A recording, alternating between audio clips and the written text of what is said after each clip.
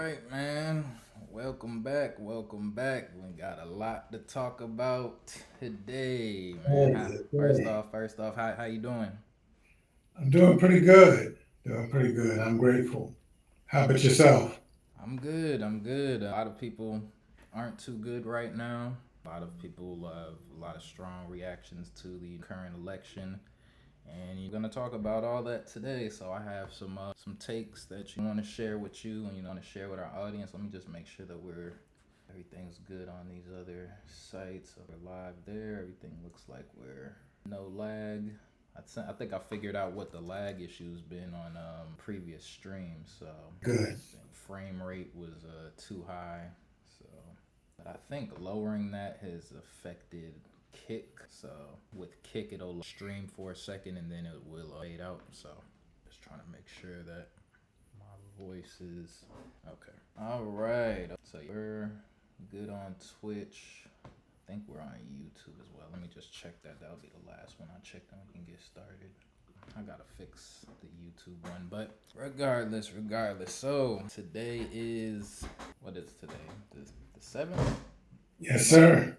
November the November the 7th. 7th. Yeah, so we got about 2 days after the election was the 5th. Yeah, so 2 days after the election, results are in. We have a new president elect coming in the office next year.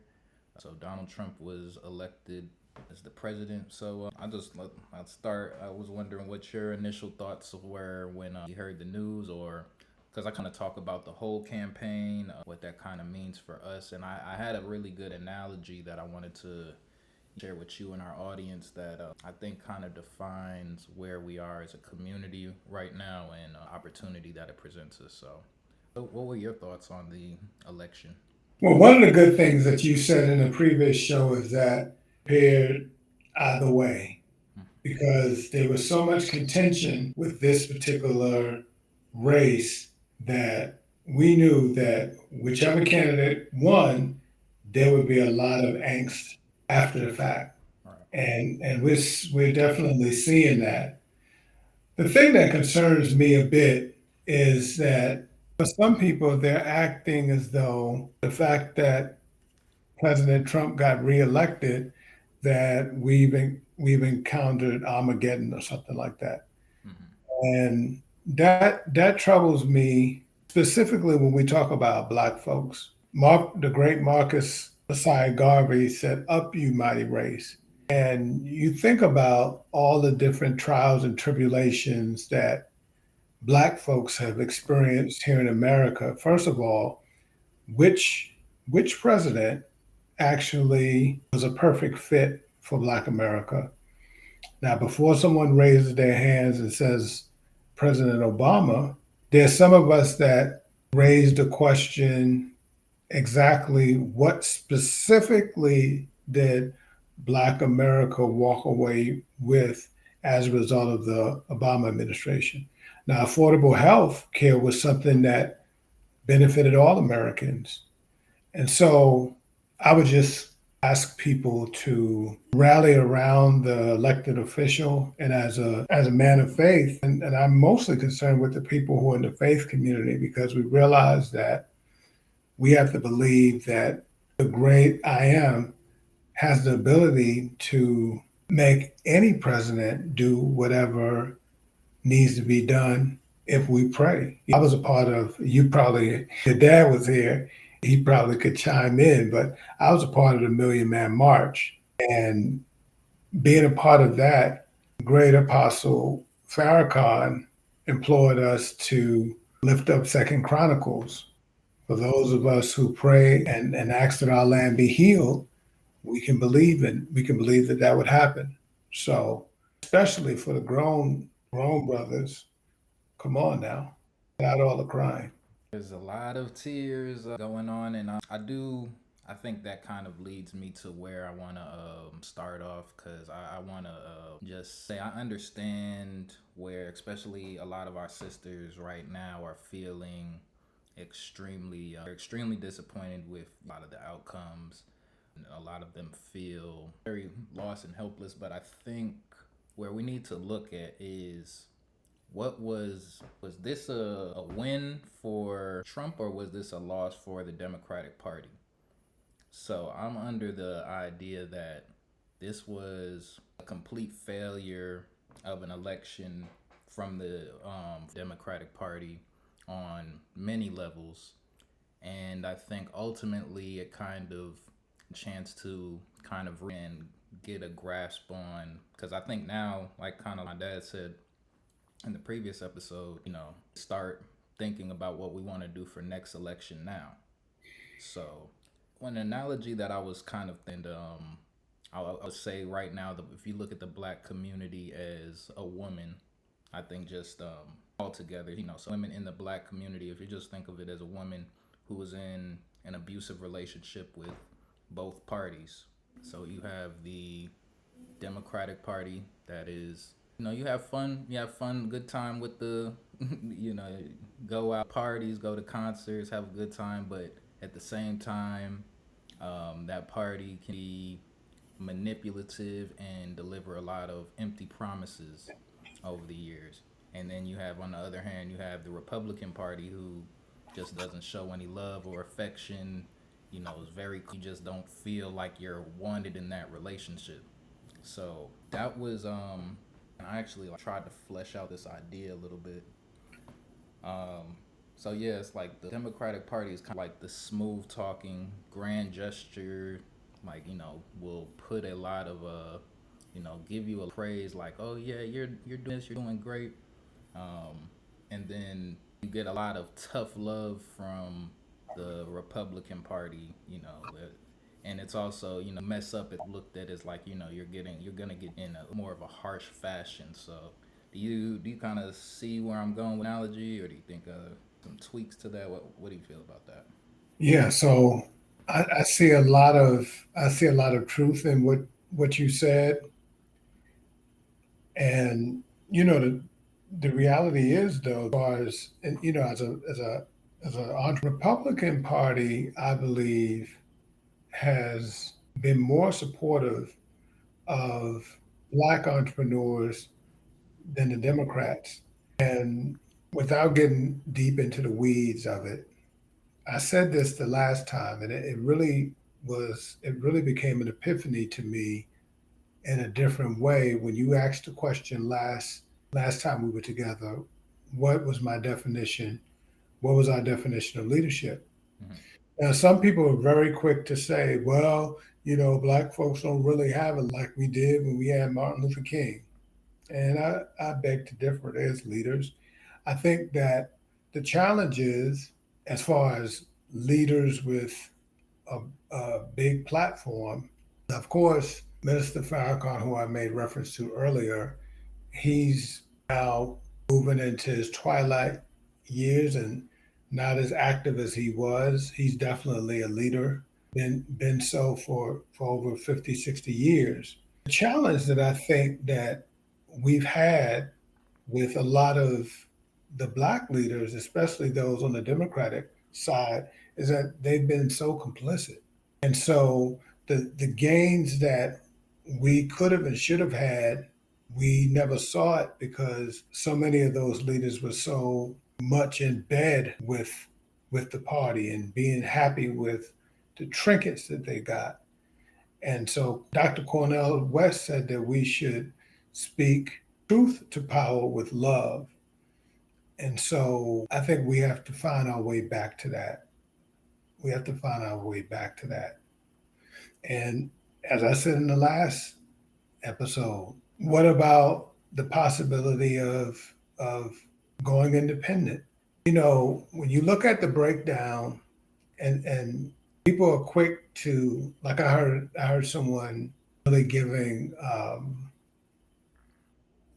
certain communities a hard time for going red. But the thing is that we've gone blue for 40 plus years, and as you suggested there, we have nothing to show for it. So now those parties that supported red, they can come to the table with expectations, and it's going to be challenging because I think for a lot of us, we were just happy that There was a concert, a rally with Meg the Stallion to get the vote out. And I understand that they had some chicken and waffles at a lot of the polls. And so that, being excited about that take away is just it's ludicrous. It's ludicrous. Yeah, I completely agree. I actually, so I do want to talk about, let's talk about how some of these campaigns were ran. And part of the reason I feel so much for our sisters right now is because I think that I think, to be honest, I kind of feel like the Democratic Party made somewhat of a mockery of them in a couple of different ways. Um, First off, I don't even think there's a lot of talk going around that it was, because Kamala was a woman and at that was to why she didn't get elected. But I kind of feel like she was almost set up to fail from the very beginning. Um, as I'm looking at the Democratic Party coming off of the current presidency, it just looks extremely unorganized, and it doesn't look like it's running like it doesn't seem healthy to me, just in terms of like a political party. I don't really see the direction that they're trying to go, and I think they were leaning so heavily on black women to get the votes that they needed and to, you know, kind of galvanize everybody else to vote. Really, like when we're seeing these reactions, especially from black women over, it's because they were really fighting hard to, make sure that, I think they were more make sure that Trump wasn't elected more so than they did um, believe in Kamala, because I've spoken to women who, weren't 100% comfortable with that being the presidential pick, especially at the point in the race when she became the lead runner for the Democratic Party. So I was already putting people in a very strange position when it comes to how they looked at the party. Because from my perspective, I think before, when it was going to be Joe Biden versus Trump, I think it was already leaning towards Trump at that point. Because remember, if you were listening to when we were talking about just kind of what the streets and what people were saying, and in our neighborhoods, a lot of people were all pro Trump, and it was because they had presidency prior. So it wasn't like, I think the first time Trump came around, nobody knew what to expect. We had just got off of 8 years of Obama and presidency, having Democratic Party, and I think just the idea of switching to Republican rank that time was enough to scare people into, especially coming off of, my earliest memories of Republican was George Bush. I think I was during Clinton's, unless it was like the last year of George Bush Senior. But ever since, this was my fourth election. Yeah, this is my fourth election now. So I'm gaining a lot more political maturity. I think it's time to start a little earlier and kind of have more of a personal agenda. When it comes to black women, I feel like they've been in the position where they put themselves in like, whether it's the rights, it's like, no, I don't think any black woman ever or was necessarily voting for their personal rights. They were thinking about, because even though, I forgot, well, you can't really say that, supposed to say the word AB when you're talking about AB, it's not, I don't think that's more of a woman's issue than necessarily their individual issue. So if you talk to a lot of women, well, I won't say a lot of women, but there's a lot of women who that's not necessarily a direct concern of theirs, but they're trying to vote for every woman. You know what I'm saying? So I feel like, I think that I'm seeing now is that they're kind of realizing that, oh, everybody's just voting for themselves. So they're the impression like, oh, we have to make sure that this group feels safe. Like, we're confused. I was seeing people confused with Trump. I'm like, I'm like, they're voting for Trump because the word legal here, they don't care about the illegals that are coming here. And so, I mean, just, and this is just through different conversations that I'm having. So when I'm, when they're telling me their confusion and not understanding. And that's ultimately, I think, where white women fail on it. White women vote for themselves, and a lot of them don't necessarily associate themselves with having to be in a situation where they need an AB, or and they don't care about immigrants, and so that's why I'm seeing such a strong reaction from black women. Right, so, But let me jump in because one of the things we talked about is voting values. mm-hmm, And so the one thing that is true about the Latino bloc is that many of them are heavily Catholic. mm-hmm, And when you bring up AB, that was a problem for them. Was a problem for them. And here's the elephant in the room. I'm a financial coach, among other things. The elephant in the room is that the economy is in shambles. right, If any of us go and do research on all the major businesses that are in the process of shuttering their doors, people would be mortified. mm, People's pocketbooks have been terrorized over the past 4 years, period. And so when people went into that booth, people were not thinking about AB. no, They were not thinking about people scrambling across the border. Now, inadvertently, those people impact their finances. So there's a connection. But my point is that, in my opinion, the number one thing that people were thinking about as they went into the booth was, darn, when I go into the supermarket now, if I walk out with one bag, it's going to cost me at least a half a Benjamin. mm, And when you pull up to the pump just to get a sip for your whip, you be lucky if you can pull off without spending at least $30. People are hurting, and so they're trying to get some relief. So if the Dems was smart, they would have did something about those things. We know they're about chicanery anyway. They would have did some things about that as we were running up to the polls. Prices stayed sky high. That is what people were thinking about when they went in the booth.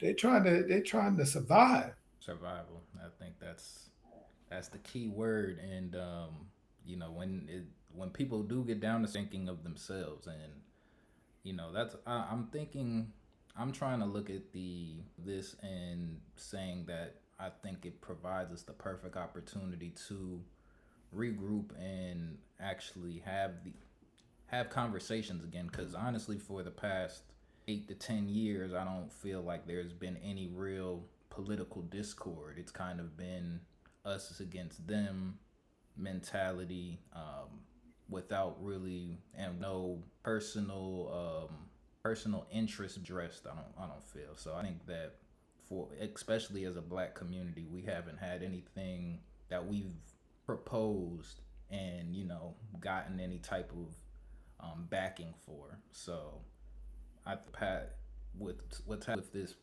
with the previous election. I think with actually, because what I did want to talk about was some statistics. I think I just have it on my phone. I don't know if I have the actual. While you're looking for that, let me say this Mm, because I want to appeal to Black folks to get back to their spiritual core. mm, Here's why I'm saying that. Because you mentioned discourse. Of course, what we're doing is designed to create discourse. But you know what I noticed, particularly since President Trump has been in the fray, people are less willing to even have a conversation. right. People, their mind is so closed off. And like you said, it's as if people are under a spell. It's a level of mass unconsciousness or groupthink. And so for a lot of folks, there is no room for conversation. It's just, I hate him, he's a boogeyman, and just all of this stuff. And again, like you said, if people would have just taken a moment to breathe and look at, okay, what's really going on? What's being talked about in terms of policy? Mm-hmm, Because in most of the ads that I saw from the Dems, there wasn't there wasn't really heavy policy. There was a lot of talk about making sure that was restored. Mm-hmm. But again, and here's the thing I was saying to someone earlier today, and this is often forgotten during a national election. When you look at major cities like Atlanta, Chicago, Los Angeles, you have a particular diversity of thought that Mm-hmm. you're going to encounter in the major cities.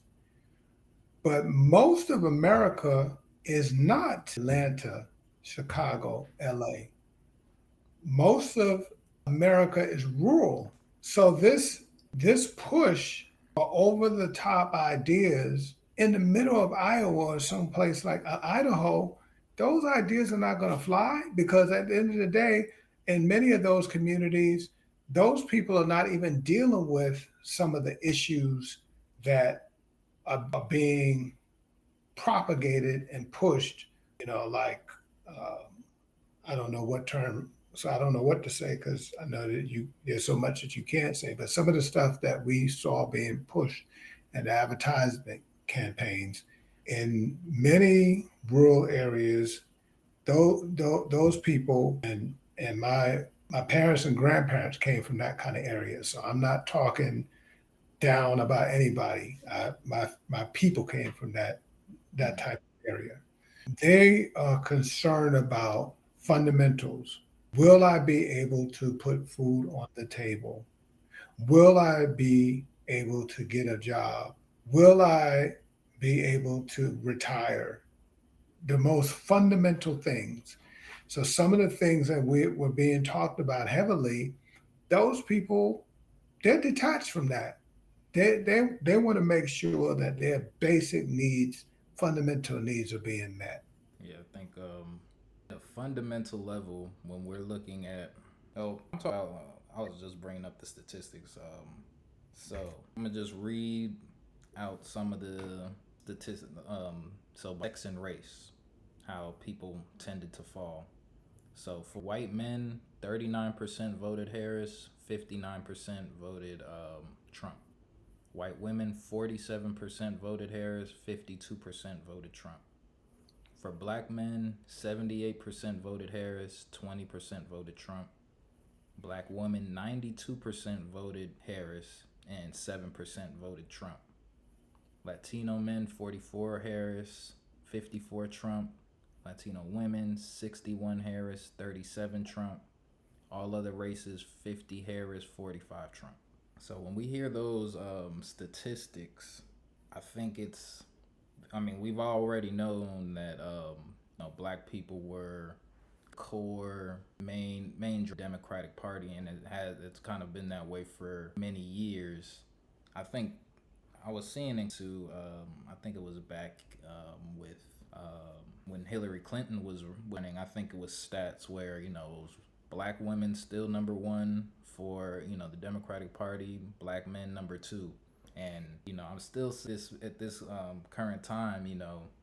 The blame still just gets kind of put on men for not voting because with a lot of the emotional reactions to this previous election, there's just a lot of finger pointing, and so but I think, like I said before, I think it's more of a failure from the Democratic Party overall, from the way that things were marketed to the way that things were just overall handled, the way that they were communicating to the community, putting at the last minute, because it wasn't. She raised, I think, about 1.3, almost 1.4 billion dollars. Only running for like just under 4 months. I think it was like 107 days, so maybe just 3.5 months. So it wasn't that she didn't have the funding or and support. Like I think genuinely wanted to support her, but at the same time, I don't think anyone really had that much faith in her.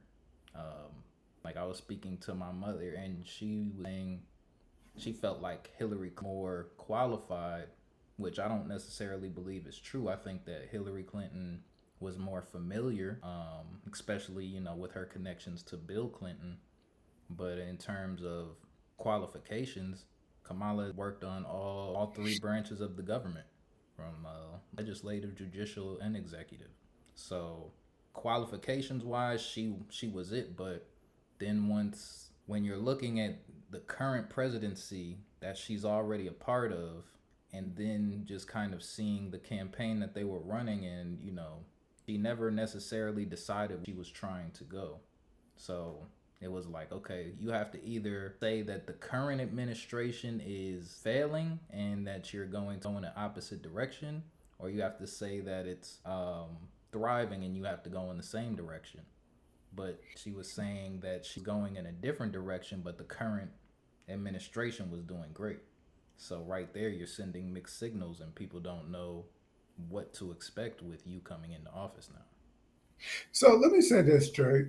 For one thing, yes, let me agree with the knock that the sisters have had on the brothers, that enough brothers are still not voting. This is true. I was stunned when I heard some very prominent black men kind of chuckling on a podcast about the fact that they had never voted before. These are men, in their 40s and 50s, and they were like, "Hey, we people went under. I never vote." Like this is, and when I hear that, I remember that Medgar Evers gave up everything so we would have the right to vote. So for me, it's not funny. Now, so that knock is authentic, but here's the other challenge.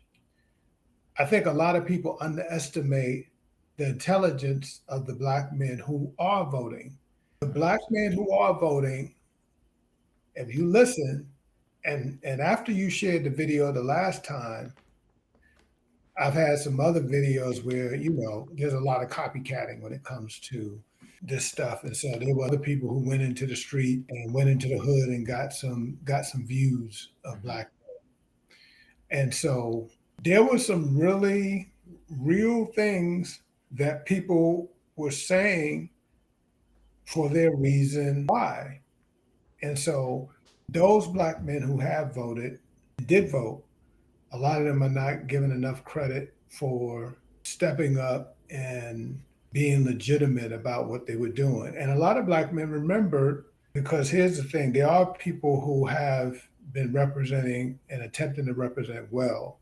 During Biden and Trump's face-off 4 years ago, Ice Cube stepped up with an agenda. And a lot of black men were listening. They remember. They've been paying attention. And so Stephen A. Smith, and I almost sent you this clip. He was on The View. I don't know when. He was on The View recently. Okay. And he made an interesting statement. Now, I didn't know this to be fact. He was like, this was facts. But I'd heard some murmuring about this, that when President Biden ran initially, he was upfront with the fact that his presidency was going to be one term. He was opening the door for somebody else. I'm paraphrasing what Stephen A. said. And he said, according to Stephen A., things got tumbled up when Biden forgot that the original plan was not for him to hit repeat. So things started to get good to him. He hit repeat. And after that first debate and he got trounced, the Democratic funders were like, hey, we're not going to support this. We need to get another person. And to the point that you were making, they then it appeared that they just kind of threw Harris out there. But let me do this, because when I grew up, I say this in the church all the time: tell the truth and shame the devil. The truth is that this is a big game for some folks. And this was an experiment. Now, the experiment has been going on for about 8 to 12 years. Maybe if I count it all up, maybe like 16 to 20 years. The experiment worked the first time. It almost worked with Harris in some senses.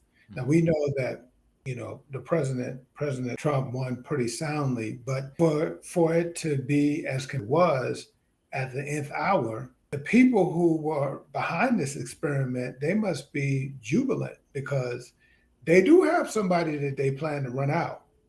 This was, mark my words. That's why I'm glad this is being recorded.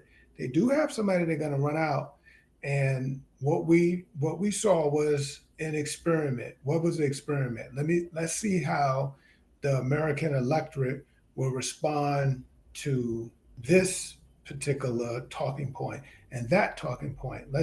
And so now they're going to take all this into the lab, and they've got a candidate that they're going to run out, and they will expect this candidate that they run out the next time to get the job done. This was an experiment, That's and right. in my opinion, they didn't just run her out there. I remember saying to somebody when they chose her to be his running mate that, and in fact, some people were speculating that because Biden could barely complete a sentence when he won the first time, some people were even questioning whether or not he would make 1 year. Mm-hmm. So some people were thinking that Harris would replace him. That this was being said in the public arena, and so it didn't surprise me. This was a plan. This was concocted, and like I tell everybody in the communities of faith, we just have to continue to stay prayed up, because this is heavy theater, and there's a lot of moving parts behind the scene. Oh, you're talking conspiracy. You don't. Okay, you stay right there. See, We I think that's why it's a big slap in the face to black Americans who have been supporting so heavily the Democratic Party for so long, because it's like they were relishing off of the fact that they got Trump out of office, which was a ask of the black community at that point. And so it's like once Biden got in, and if he knew that they weren't going to try and run him again, they had nobody coming up. Like that's the perfect time to have a young candidate. Not saying that Vice isn't young, but just a new come in and have a whole new regime within the party. I feel like at that point the ball was dropped.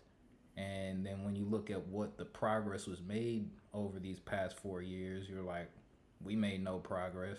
Financially, we taken a lot of hits, and it doesn't really seem like there's much future plans for people at this point. Like, there weren't any new industries that have boomed. Because I think what a lot of people are getting to is when Trump did get into office, that was when, and I'm not saying that he's responsible for any of it, but there was just so many new emerging markets with Bitcoin. Tech was starting to blow up, and just people were. I think that was also a time when the black community was starting to learn about investing. So I just remember that being very highly focused on their actual income and how they were going to provide for themselves. And then once we got into this current presidential situation, I just kind of saw stopping all progress. Like I haven't seen any new innovation. There's not really been any technology. Like, AI has been the only new thing that's kind of emerged and that's kind of more of a threat to people. Come from a time period where everybody mentally, I think, willing to take a risk in terms of just entrepreneurs, and then you kind of come into this time, and you feel the growth stop. People their jobs at this point as well, because a lot of people don't feel like they're making enough money, and they feel that they're too hard. I think the school systems are in terrible shape. I think that's a whole that's a whole other conversation. But just when I see where we're at right now, I just that it's time to regroup, figure out what it is that will actually benefit our community. So that means having these discussions about, okay, what are some things that we can put in place to help us move forward, and to develop the plans now instead of doing it in 2027 right before the election. We have to have a plan that's been a couple of years fleshed out, and so we have to really start as soon as possible. And it might take another election of people voting independently, because I think that's what gives the leverage. Like we came into this, I feel like there was no way we were going to, we didn't lose or win in this election as a community because we had nothing on the table. You know, we had no policies that we were looking to get passed. We had no demands, nothing that we were seeking from either party. So I feel like that's why we ultimately lost in this election because we had no bargaining chips. So with Trump being in office now, we we didn't gain anything. We just I think the main thing that I think affects people most directly would be the Tax Cut and Jobs Act that was passed in 2017. That's lowered the pretty much the of taxes that we pay on income, and that was supposed to end in that comes to end in 2025, and that was just something that Harris wasn't necessarily on re-signing. So that would have probably been the only I would say loss that we would have had in a direct loss in a Harris campaign or a Harris presidency as opposed to Trump. But I think overall, other people are looking at the direction of the overall country, and no, other people aren't looking at black people's plight. So nothing that they vote for should anything to do with us. And I think we've been thinking about other people for so long that we forgot that we have personal needs that we need to address first. And it's like we have to take care of ourselves first, and then, maybe help some other people. But I mean, once again, it's your vote. It's to be selfish. So. The other thing that keep in mind is that now more than ever, politics is international, and with internet and people having access to news on the level that they have it about municipalities across the earth, there are interests affecting and infecting the political process over here. Mhm. And there's no doubt in my mind that a lot of the push that we've been seeing by political parties, the major political parties, has to do with, in some cases, interests of people and entities outside of our country, which in some cases don't have our best interests at heart. Mhm. And one of the things that usually doesn't come up is that with people with organizations being able to funnel money into campaigns, and I remember some years ago Russia was accused of, you know, tampering with the elections electronically. There's so many different factors that are now in players that we can see. And sometimes I wonder who and what is really driving the bus. Because, I'll just say it at times, it seems like both of the big parties are to an extent by outside influences. Now, I will say that part of what got President Trump in a lot of trouble from the outset was this statement that he was going to drain the swamp. And, he's been up against it ever since he said he was going to drain the and get rid of the lifetime politicians. So, some people are real quick to say, well, F it, I'm gonna go move to that country. Okay, go right ahead.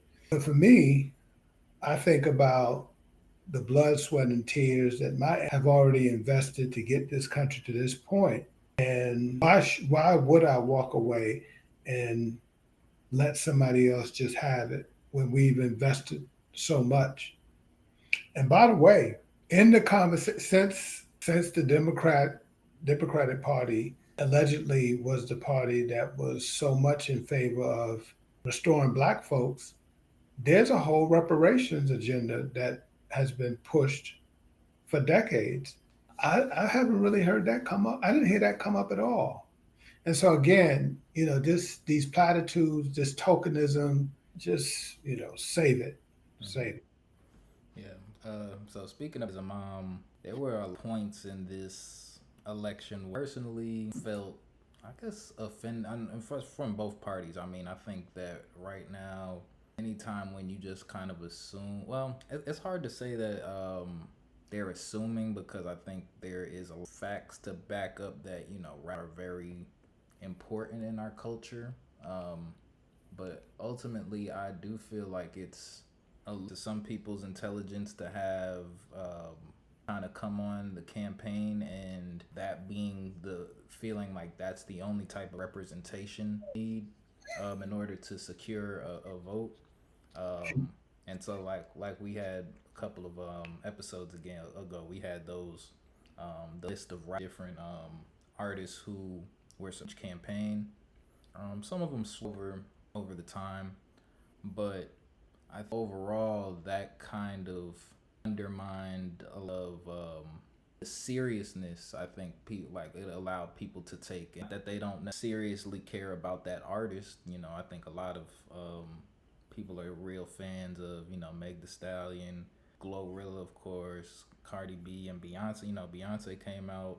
The Republican side, they had Lil Wayne, Kodak, people, just different art. To me, that's why why I say abusive both parties, because it's like when they feel you're about to leave, then they just do a little, or what they feel is a grand gesture to kind of reel you in. See, like, oh look, we do care about you. It's like you at the door, and then they're like, oh well, I did finally get you some flowers, or I did finally you know take out the trash like I said I said I would. When it that I feel like they were so both sides were kind of extremely tone deaf in how to communicate with the community. I think it off a little, like I feel like on the Republican side it's a little cold, so it's like they don't really care in the first place. Like they kind of like, well, we can live with you or without you. I don't feel that the Democratic Party feels that way, but once you show that you about to leave, then it's like that's when they try to get their act together.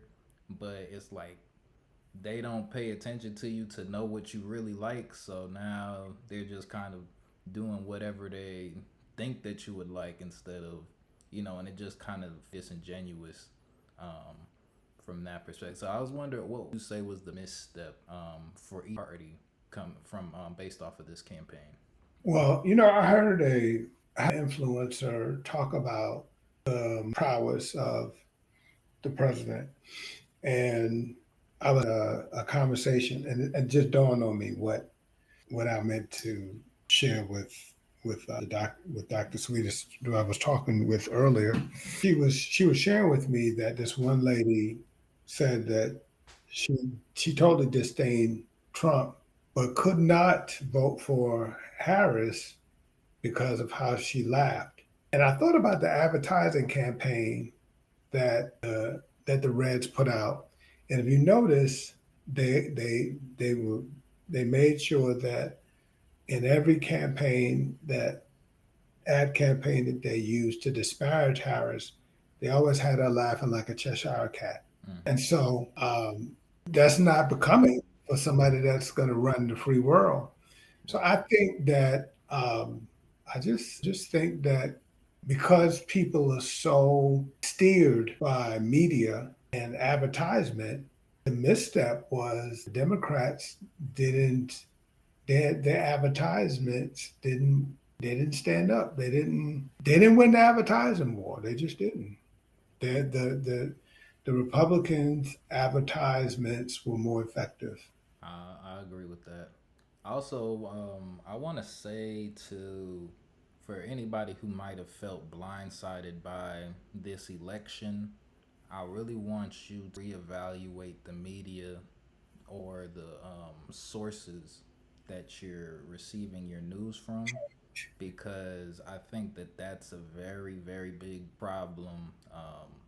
So, because when I'm seeing so many people like legitimately and genuinely shocked, I'm like, okay, so it's giving you false information. That's right. Um, because I think it was pretty clear, if you're looking at things objectively, was in the lead and what other people were feeling. So I think we're Now, in a notice the word you said objectively. That's the right, problem. right, People are not looking exactly. at anything objectively. They're just up here on 11, past 10 on 11. Forget about objectivity. But go ahead. the objective and that's the biggest issue that may be may have come to light, but that's why I was talking about the rappers. The rappers are a little bit more objective and they're willing to say what's on other people's minds. So that's where I go to know what people are feeling like. But when you're looking on your social media feed, you may be in an echo chamber where you've blocked off all other opinions. So you're That's over good here stuff, man. completely shocked that more than the whole you're completely shocked that this situation happened and you feel blindsided, but it's really because you've trapped yourself to only hear what you want to hear. That's right. And we have the power to do that with our social media accounts. A lot of times we feel like we're protecting our peace, but we're really distracting ourselves from reality. And so when nothing that you're doing is based in reality, that's when you start to, and that's the only explanation I could have You for become expendable, is what you become. exactly, and controllable, like because now your like, and that's really what I'm saying because I'm seeing people have these ideas that we're going back to slavery, that we're everything's all women's rights are automatically revoked tomorrow. Like that's a lot of this. I think that a lot of fear mongering from the Democratic side, and that's why I'm like, I understand why so many black women right now feel this way because they're only consuming um, Democratic. Left. Let's say left instead of Democratic, but just left talking points, and I think that it's become just so, whether it's corporate or just when you're going to your typical public places, I think that it's almost became kind of taboo for any company to kind of be right wing or right leaning, and they all get pinned with upholding a lot of the extreme things that are leaning. I think in reality, a lot of black people do have conservative values. Like my father said last time, he runs a conservative household, but he, will vote left, or he'll lean left on a lot of issues, social issues.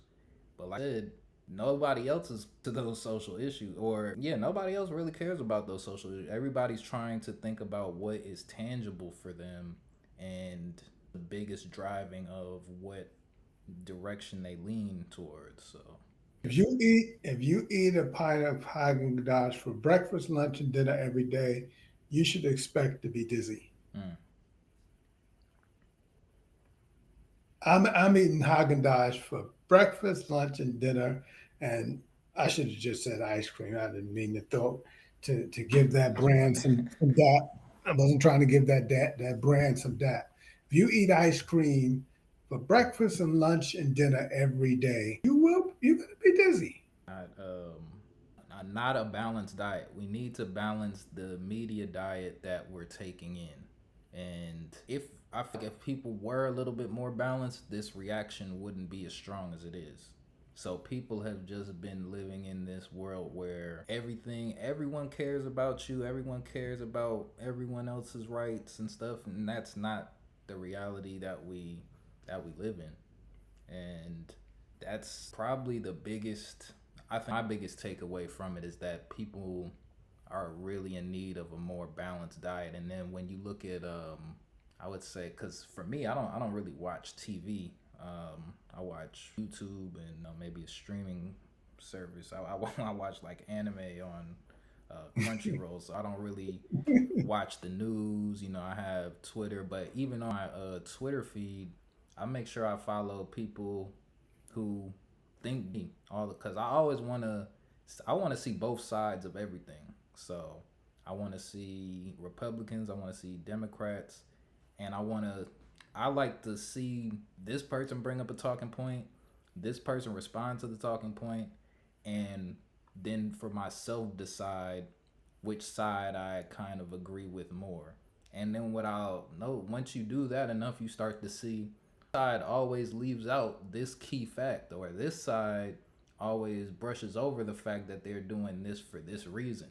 And so that kind of gives you a more complete picture that you and it gives you more information to base your. But if you're only getting fed from one side, then it's really hard to think objectively and make the proper decisions. But that's why I'm kind of like I'm saying it's time for now a political reset. So come back to the middle where you can have conversations and figure out which direction we want to lean now, because in this spot where we've just been so far leaning left, and it's from the schools. I can notice it from the schools. I remember I had a one of the first, back when Twitter still wasn't like, people weren't getting thousands and thousands of retweets, but one of the I had just read Malcolm X, the autobiography of Malcolm X, and it dawned on me. I was like, they always kind of painted Malcolm X as a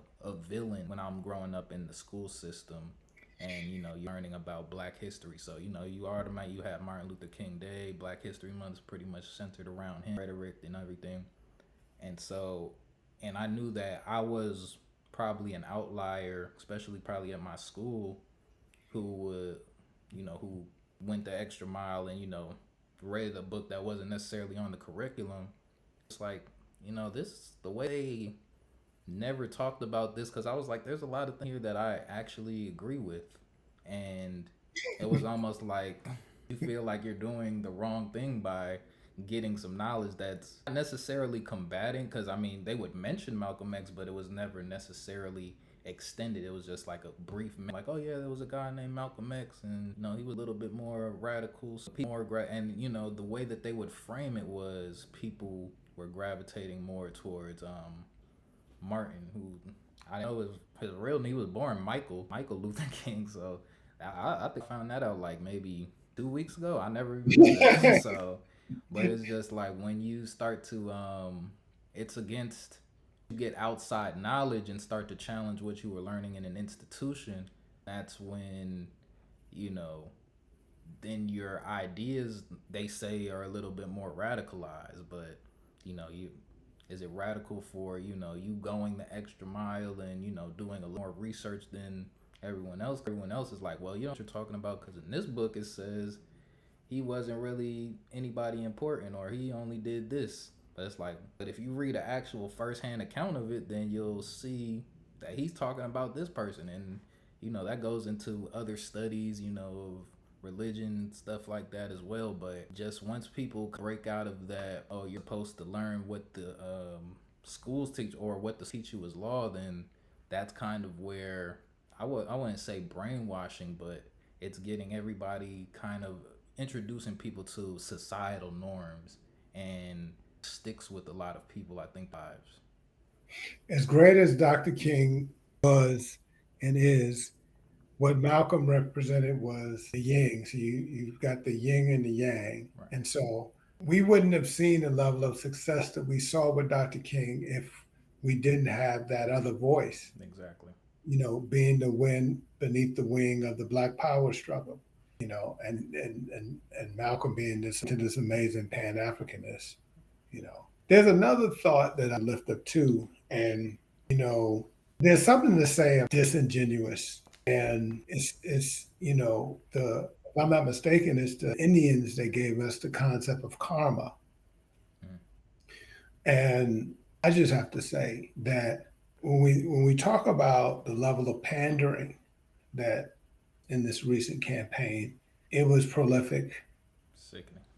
It was prolific, and I think that the vice president would have ended up better off if she would have just stood in her true identity. I think she would have been better off if she had stood in, because at the end of the day, when you look at it from an international standpoint, there would have been a greater level of respect. But what happened was her people, and I guess she green lighted it because that's, she'd been living in this fake identity for a minute, climbing. They decided to push that narrative. She ran as the DA. She was clearly in her authentic identity, and so I just wonder how things might have been different had she taken a different approach with that whole thing. Yeah, I think that was, and that marketing wise, I think was to appeal to the community because there's no real policies for us, which is what we've been asking for directly for years now. So they were like, well, we can make the next person we put in black or black, but we still won't give you any policies. But if you could live with that, I think that's the whole vibe. And they were like, well, we're trying to be accepting of your culture, but right now I feel like black people are we're reaching a point where we're at odds with our current culture and we're starting to question what our culture is actually putting out in terms of the music and the messages being pushed in our music, and going along with some of the acts that were put onto the stages to perform at some of these rallies.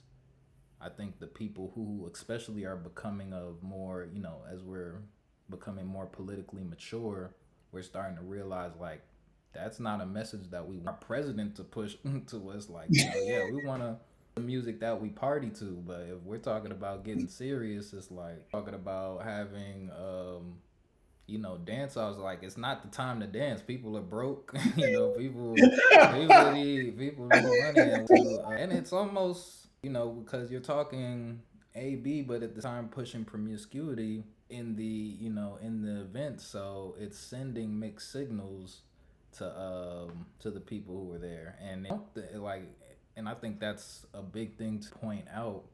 Just like, okay, now where does this music kind of lead us in terms of the political statements that, because before hip hop used to be statements being made in it, but now you're just taking the concept of hip hop and trying to add that to politics. It's like that's you did it all wrong. That's completely the opposite of what you initially intended. Because if you wanted to be, and they had I don't know if you saw Will I Am, he had a song for Kamala. You ever watch the Boondocks or hear of the Yeah, Boondock yeah, show? yeah, yeah. So the Boondocks, they had it back when Obama was running. They had Will I Am singing they had a parody of Will I Am singing the song with one of the Boondocks rappers, and they was just talking about how people were just jumping on the Obama bandwagon. And when I heard the new Will I Am, I was like, is he? I couldn't. I for the life of me could not tell if he was really in reference to that parody that they had made, because the song sounded exactly like the song they made, and same sentiment, same messaging. I was like, and at that point I was like, I for real, this is it's I couldn't even really, I didn't have words for that at that point, because I'm like, if it's a joke, you kind of need to let somebody know that you That's right. understand it's a joke. And if Right. you this is just, that means you never saw the Boondocks episode, which is just also showing that You kept we're looking. not communicating on the same wavelength. So You kept looking for Ashton Kutcher, thinking, it was okay, like I should, nah, I'm not even gonna, because that's, I was gonna try and show it, but I don't know which one to show. The other one, I mean, the Boondocks one is, it's a little vulgar, but they're just talking about people were acting during Obama's presidency, and but comedy, that's where art in general can speak out. So the Boondocks would go, I think, back in like 2005 to 2009, somewhere around that time. Um, and that those jokes are still relevant today. How the Simpsons were, it's like a lot of people are like, wow, we was really at back at that time. And what I always say, music is a reference point for where people are at. So but Dre, you make a very important point. If you think about it, if you go from the message mhm, where hip hop began and then work your way backwards, there's been an interest to disempower hip hop right, all along. We went from the message to PE. PE was probably the height of the message, and mhm. then from there. And honestly, because I think this kind of goes back to our reference with when had Sean on, and him talking about women leading hip hop. They were used technically the most popular, but not necessarily the ones who are most with the culture. That's right. Um, and that's to me that's one of their biggest mistakes because even with B, I don't think Cardi B necessarily cared to be up there and get that speech, which didn't go well. But I think with her, I being the person who you're bringing up to kind of represent hip hop, she hasn't dropped the album in 6, 7 years. She hasn't dropped since 2018. That's actually I do want to talk about that because the fact that Cardi B has been able to stay and be considered, a top female rapper for this amount of time, only dropping one album and no real even Kodak Yellow, which is like a remake of a Kodak Black song. So it wasn't even necessarily like originally her song. All the other songs were written for her. So it's like you've allowed this woman to come into, I'm not gonna say she's not black, but that's another thing that gets when it comes to certain people. I feel like it's easier for women to kind of pass as being black when they might not necessarily be all the way black. They say she's Afro Latina. Um, I'm not trying to get into the semantics of that, but just the fact, like, I'd be so offended when people would put her over, someone like Nicki Minaj or other rappers who really had to rap and does not get afforded. Still supposed to. One music fest was weeks ago.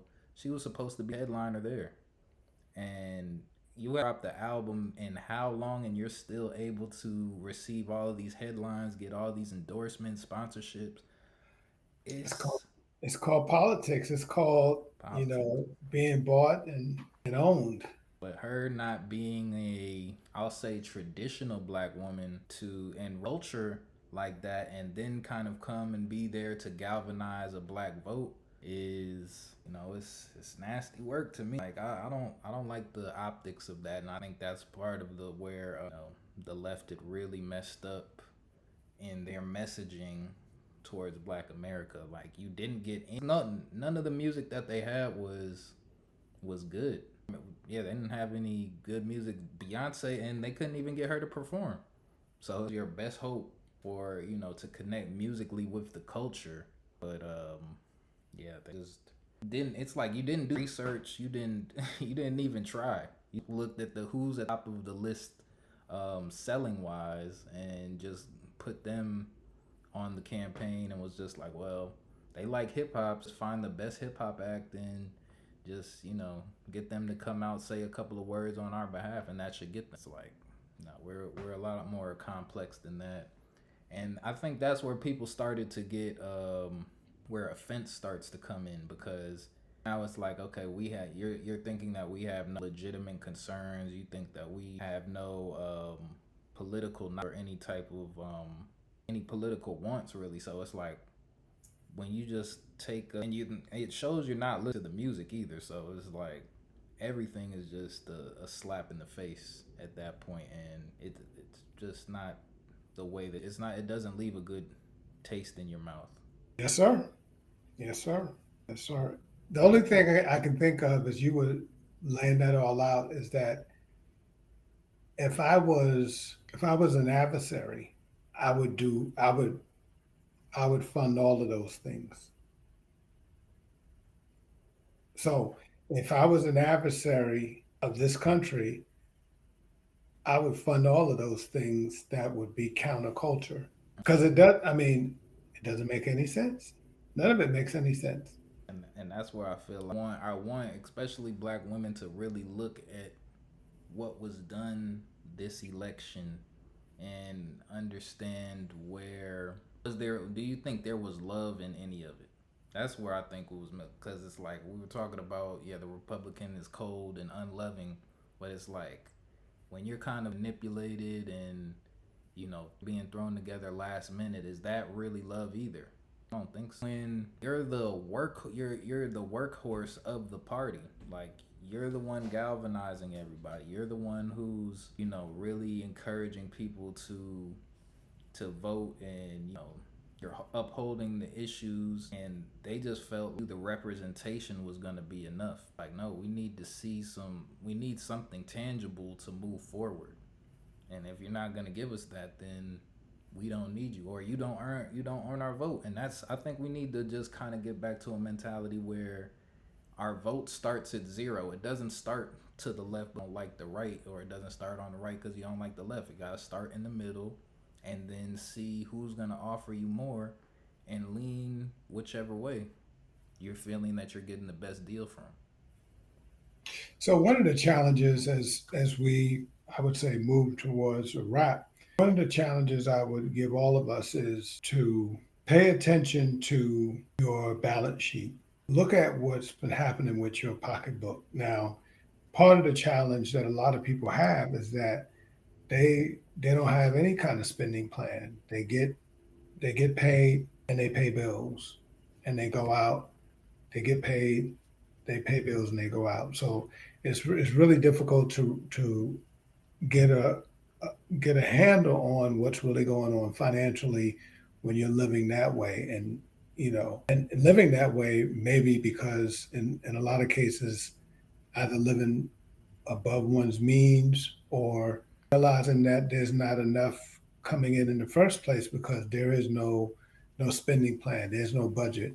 And I'm not speaking just off the cuff. I'm talking about what I've seen as a financial coach.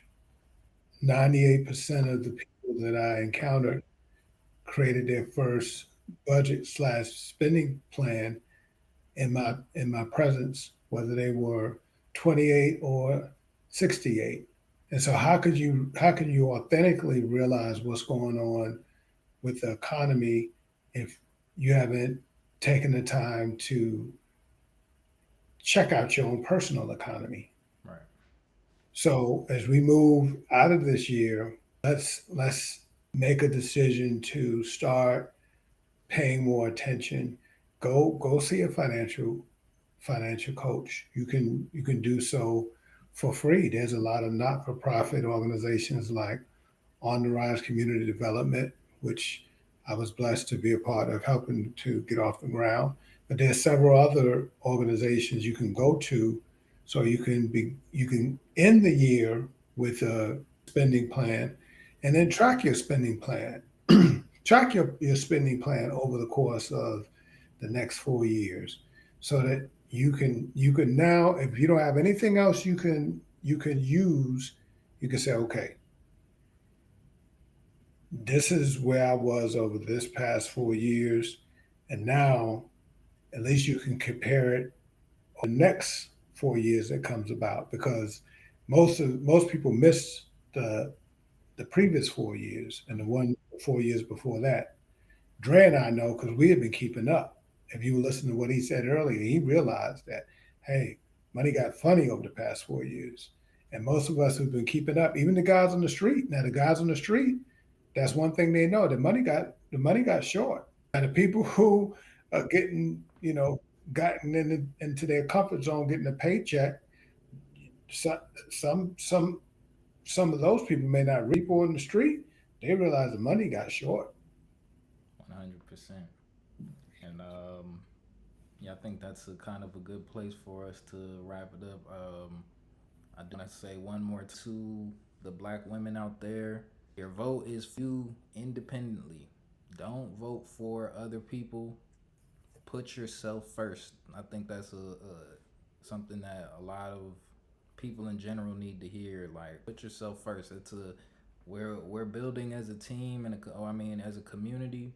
We're building a community. We're not there yet. So until we get there, you're responsible for yourself. So please make sure that you're taking care of yourself first. Stop putting other people's rights or the rights that you think that they're gonna lose in front of That's right. yours, That's right. because that's going to be your undoing, and you're always going to be felt left feeling unappreciated and just kind of used in that sense. And I think that's really an explanation of what's been going on. So it's not the end of the world. We still have, it's just the time to get on the next plan. So you can start today and, set ourselves up for a brighter future by, necessary steps and doing the work and knowing that we don't have to be in an abusive relationship anymore. We can walk away from both parties and start over. Come back and make sure that they act right next time around, and make sure that you're getting worth out of whatever relationship you choose to enter into. Dre, hopefully the next episode, if not the next episode, definitely the one after it, we deal with the music world. I mean, we the source is all about the music. The music world has taken some hits recently. Frankie Mm-hmm. Beverly, Quincy Jones, and so we have to space. And you and I will talk about this offline. We definitely have to find some space to talk about some of these icons that we've lost recently. Yeah, we didn't. There's a lot of music stuff that we didn't get to today. I did want Yeah, to. yeah. Young Thug is free. But that's a whole That's nother that's a discussion. conversation to A it. lot of other things. It was also just a couple of teenagers were shot and killed in Atlanta. It was I found out because it was a young boy. He's 10 years old. He goes by the name Lil RT. He wasn't the one who was shot and killed. One of his friends, but that news had really just hit me, especially just being here in Atlanta. And it's like, dang, 14-year-old and an 18-year-old were shot and killed, and we don't even talk about it.